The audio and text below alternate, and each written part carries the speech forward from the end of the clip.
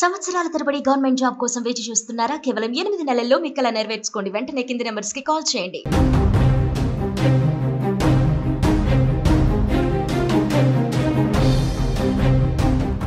పాకిస్తాన్ భారత్ ఉద్రిక్తతల నడుమ ఏ క్షణాన భారత్ పాకిస్తాన్ పైన దాడి చేస్తుందని భయాందోళన వ్యక్తమవుతున్నటువంటి సందర్భంలో పాకిస్తాన్కి తాజాగా పాకిస్తాన్కు మద్దతుగా బంగ్లాదేశ్ కుట్రలు పన్నుతున్నట్టుగా తెలుస్తుంది. దీనికి సంబంధించిన తాజా అంశం ఇప్పుడు సోషల్ మీడియాలో వైరల్గా మారింది. బంగ్లాదేశ్ మాజీ సైనికాధికారి, ప్రస్తుతం Bangladesh independent inquiry commission chairperson Alam Fazlur Rahman Bharat పైన దాడి చేస్తామని హెచ్చరించారు. సోషల్ మీడియాలో ఆయన పలు వివాదాస్పద పోస్టులను కూడా పెట్టారు. భారత్ పాకిస్తాన్ పైన దాడి చేస్తే ఈశాన్య భారతంలోని 7 రాష్ట్రాలను ఆక్రమించుకోవాలంటూ ఆయన సోషల్ మీడియాలో పిలుపునిచ్చారు. ఈ విషయంలో చైనాతో కలిసి సంయుక్త సైనిక చర్యల గురించి కూడా చర్చించాలంటూ కూడా ఆయన సోషల్ మీడియా రాసుకువచ్చాడు. భారత్ పాకిస్తాన్ను ధ్వంసం చేయగలిగితే బంగ్లాదేశ్ స్వాతంత్రం, సార్వభౌమత్వానికి భారత్ నుంచి ఎంత ముప్పు పెరుగుతుందో ఊహించుకోండి. అందుకే పాకిస్తాన్ను సైనికంగా మద్దతు ఇవ్వడం పాకిస్తాన్కి మాకు చాలా అవసరం అంటూ ఇది వ్యూహాత్మకమైనటువంటి అంశం. పరస్పరం ఆధారపడడం. భారత్ పాకిస్తాన్ పైన దాడి చేస్తే చైనాతో కలిసి భారత్లోని ఈశాన్య 7 రాష్ట్రాలను ఆక్రమించుకోవడం ద్వారా భారత్ పాకిస్తాన్ పైన దాడి చేయకుండా ఆపవచ్చు అంటూ కూడా ఆయన చేసినటువంటి సోషల్ మీడియాలో పోస్ట్ ఇప్పుడు వైరల్గా మారుతున్నాయి. దీంతో బంగ్లాదేశ్లో ఉన్నటువంటి వ్యక్తుల ఆలోచన ధోరణి ఏ రకంగా ఉందో అనేటువంటి కూడా ఇప్పుడు స్పష్టమవుతుంది. అయితే అక్కడ ఉన్నటువంటి నెటిజనో లేకుంటే బంగ్లాదేశ్ పౌరుడో ఇలాంటి సోషల్ మీడియా కామెంట్స్ చేస్తే పట్టించుకోవాల్సిన అవసరం లేదు. కానీ అతను ఒక హోదాలో ఉన్నటువంటి వ్యక్తి, పలు సందర్భాలలో పనిచేస్తున్నటువంటి వ్యక్తి. అలాంటి వ్యక్తి ఈరోజు సోషల్ మీడియా వేదికగా భారత్కు నెగిటివ్గా ఆయన చేసినటువంటి కామెంట్స్, మాజీ సైనిక అధికారిగా ఉన్నటువంటి వ్యక్తి కాబట్టి తన హోదా అలాంటిది కాబట్టి ఆయన చేసినటువంటి వ్యాఖ్యలు దేశం మొత్తాన్ని కూడా వర్తించేటువంటి అవకాశం ఉంటుంది. కాబట్టి బంగ్లాదేశ్ ఈరోజు ఎప్పుడైతే భారతదేశం వల్లనే స్వాతంత్రాన్ని పొంది ఈరోజు ఒక సపరేట్ దేశంగా ఉన్నటువంటి బంగ్లాదేశ్ ఈరోజు మరలా అదే మన దేశం పైనే ఈ రకమైనటువంటి ప్రేలాపనలు పేరడం అనేది ఇప్పుడు చర్చనీయాంశంగా మారింది. ఈ సందర్భంలోనే అటు పాకిస్తాన్తో పాటుగా ఇటు బంగ్లాదేశ్ సరిహద్దుల్లో కూడా సైన్యం అలర్ట్ అయిపోయింది. సో దీనికి సంబంధించిన పూర్తి వివరాలు తెలుసుకుందాం. మా ప్రతినిధి ప్రేమ్ లైవ్లో సిద్ధంగా ఉన్నారు. ప్రేమ్, ఒకవైపు పాకిస్తాన్తో ఉద్రిక్త పరిస్థితులు, అక్కడ సైన్యం అలర్ట్గా ఉంది. ఇటు బంగ్లాదేశ్ కూడా పాకిస్తాన్ పైన యుద్ధం చేస్తే తాము కూడా ఇటు భారత్ పైన యుద్ధం చేసేందుకు సిద్ధమవుతున్నట్టుగా కొన్ని ఇలాంటి సోషల్ మీడియా కామెంట్స్ కానీ మాజీ సైనికాధికారి చెప్పడం కానీ ఎలా చూడొచ్చు అంటారు? ఏంటి బంగ్లాదేశ్ యొక్క ఇంటెన్షన్ ఏంటి? అసలు సంబంధం లేని అంశంలో బంగ్లాదేశ్ ఎందుకు దూరుతుంది? నిజానికి బంగ్లాదేశ్ యొక్క సంబంధం లేని అంశంలో తలదూర్చిందనే చెప్పొచ్చు. తలదూర్చడమే కాదు, భారత ప్రజలను రెచ్చగొట్టే విధంగా ఆ యొక్క సోషల్ మీడియాలో పెట్టిన పోస్ట్ ఉందనేది మాత్రం స్పష్టమవుతుంది. ఎందుకంటే మనం చూస్తున్నాం, దాదాపు ఈ యొక్క పెహల్గాం దాడి తర్వాత భారత్ కి పాకిస్తాన్ కి మధ్య యుద్ధ వాతావరణం నెలకొంది. ఎందుకంటే ఏ క్షణాన ఏం జరుగుతుందో తెలియని ఒక పరిస్థితిలో ఈ 2 దేశాల ప్రజలు కూడా ఉన్నారు. అంటే అక్కడ సైనిక చర్యలు ఏ విధంగా ఉంటాయి, లేదంటే పాకిస్తాన్ ఏ విధంగా రియాక్ట్ అవుతుంది, భారత్ ఏ విధంగా ప్రతీకారం తీర్చుకుంటుంది, అందుకు భారత్ ఏ విధంగా వ్యూహాత్మకంగా ముందుకు అడుగులేస్తుంది అనే విషయాలను మనం పక్కన పెడితే, ఇప్పుడు సంబంధం లేని బంగ్లాదేశ్ భారత్ పైన ఒక వివాదాస్పదమైన వ్యాఖ్యలు చేయడం, అదేవిధంగా సోషల్ మీడియా వేదికగా ఒక పోస్ట్ పెట్టడం నిజానికి భారత పౌరులను కొంత ఇది రగిల్చే ప్రయత్నం చేస్తుంది బంగ్లాదేశ్. అయితే నిజానికి బంగ్లాదేశ్ కి సంబంధించిన ఒక మాజీ సైనిక అధికారి ఇలాంటి పోస్ట్ పెట్టడం దుర్మార్గమైన చర్య. ఎందుకంటే ఇది ఆ యొక్క ఏ దేశానికి సంబంధించిన సైనికులు కావచ్చు, ఆ దేశానికి సంబంధించిన మాజీ సైనికాధికారులైనా ఎవరైనా ఏదైనా కామెంట్ చేసేటప్పుడు, ఏదైనా పోస్ట్ పెట్టేటప్పుడు చాలా జాగ్రత్తగా వ్యవహరించాల్సి ఉంటుంది.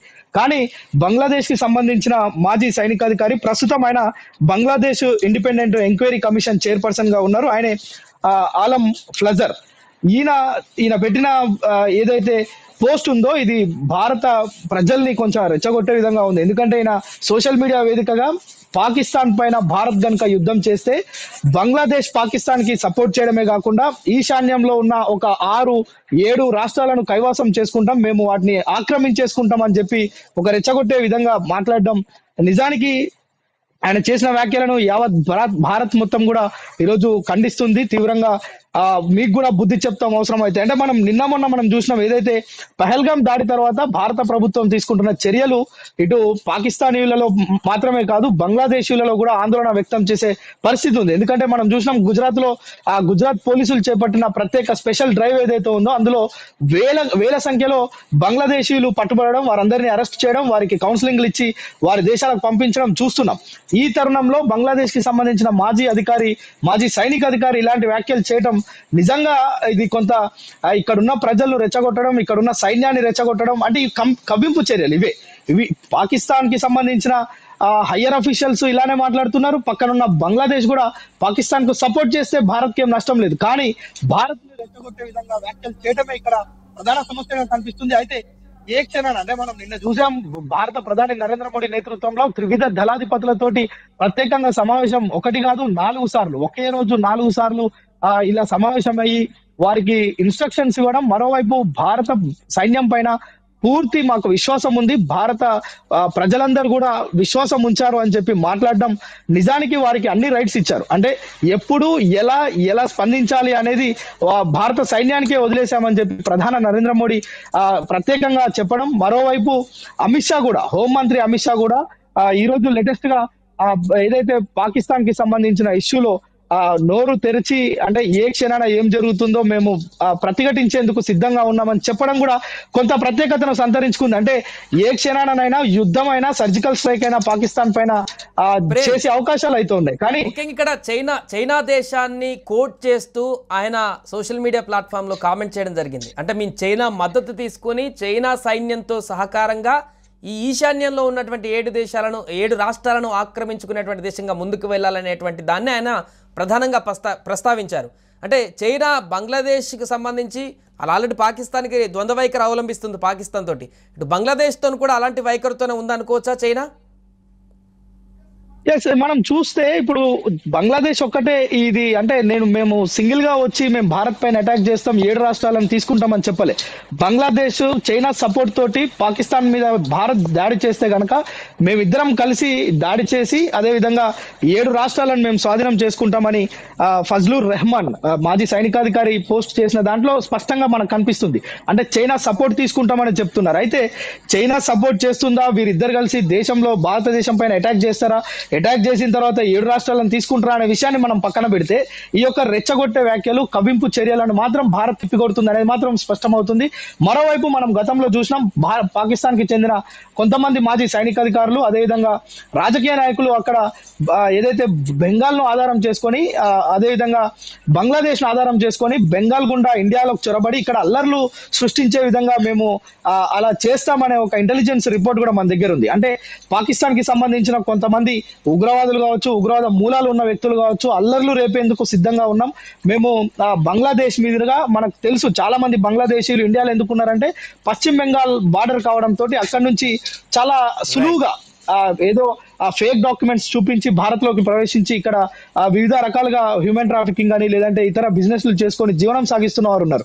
కానీ దాన్ని అదునుగా చేసుకొని పాకిస్తాన్ కి సంబంధించిన ముష్కర మూట భారత్ లో చొరబడి ఇక్కడ అల్లర్లు రేపే విధంగా, అంటే ఈ యొక్క 2 దేశాల మధ్య అలజడి పెంచే విధంగా కుట్రలు చేస్తున్నారు అనేది కూడా మనకు ఇంటెలిజెన్స్ వర్గాలు చెప్తున్నాయి. ఏదేమైనప్పటికీ కూడా మనం చూడొచ్చు, భారత్ పాక్ దేశాల మధ్య ఏ క్షణాన ఏం జరుగుతుందో ఒక ఉత్కంఠ నెలకొంది. మరోవైపు ఆందోళనకరమైన పరిస్థితులు, ఓవైపు పాకిస్తాన్ ఆందోళనలోనే ఉంది. అంటే భారత్ ను ఢీకొట్టే సత్తా లేకపోయినప్పటికీ కూడా చైనా సపోర్ట్ చూసుకొని మిడిసిపడుతుందా, లేదంటే బంగ్లాదేశ్ సపోర్ట్ చేస్తుందనే ఒక అంశం కలిసి వస్తుందా అనే విషయాన్ని పక్కన పెడితే మొత్తానికి గుట్కు మిట్కు అంటూ ఉన్న పరిస్థితి పాకిస్తాన్ది. కానీ భారత్ మనం చూస్తే ఈ విషయానికి సంబంధించి ఇజ్రాయెల్ లాంటి దేశాలు అదేవిధంగా అమెరికా లాంటి దేశాలు కూడా భారత్ కు సపోర్ట్ గా ఉండే అవకాశం ఉంది. సో ఈ నేపథ్యంలో భారత్ బంగ్లాదేశ్ పైన కూడా ఎలాంటి కఠినమైన చర్యలు తీసుకుంటుంది. ఇప్పుడు నిన్న మొన్నటి వరకు పాకిస్తాన్ కి సంబంధించిన వారిని పంపించడం, ఇప్పుడు బంగ్లాదేశ్ కి సంబంధించిన వాళ్ళని పంపిస్తే దాదాపు గుజరాత్, ఈశాన్య రాష్ట్రాల్లో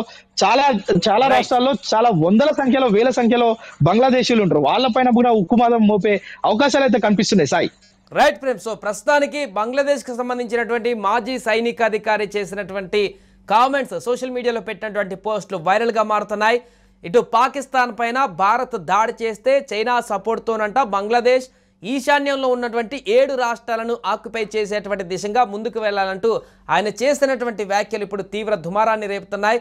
ఒకప్పుడు బంగ్లాదేశ్కు తమ యొక్క ప్రాంతాన్ని స్వాతంత్రం కోసం భారత సైన్య సహకారంతో బంగ్లాదేశ్కి స్వతంత్రాన్ని కల్పించినటువంటి మన దేశం పైనే ఈరోజు విషం చిమ్మేటువంటి పరిస్థితి అక్కడున్నటువంటి వ్యక్తులకు కలుగుతుందంటే ఎలాంటి పరిస్థితులు ఏర్పడుతున్నాయో బంగ్లాదేశ్లో చూడొచ్చు. ఇప్పటికే ఆర్థికంగా అసమానతలు, ద్రవ్యోల్బణం పూర్తిగా అక్కడ ఏర్పడి అల్లకల్లోలంగా మారుతున్నటువంటి మొన్న శ్రీలంక, నేడు పాకిస్తాన్, రేపు బంగ్లాదేశ్ ఇలాంటి ఆర్థిక అసమానతలతో అల్లాడుతున్నటువంటి పరిస్థితుల్లో దేశాన్ని బాగోగుల వైపు చూసుకోకుండా ఇలాంటి యుద్ధ వాతావరణాలు, ప్రజలను రెచ్చగొట్టడాలు, పూర్తిగా దేశాన్ని అల్లకల్లోలంగా మార్చేటువంటి విధంగా ఇలాంటి ఉన్నతమైనటువంటి హోదాలు అనుభవించినటువంటి వ్యక్తులు కామెంట్ చేయడం ఇప్పుడు దురదృష్టకరంగా మారుతుంది.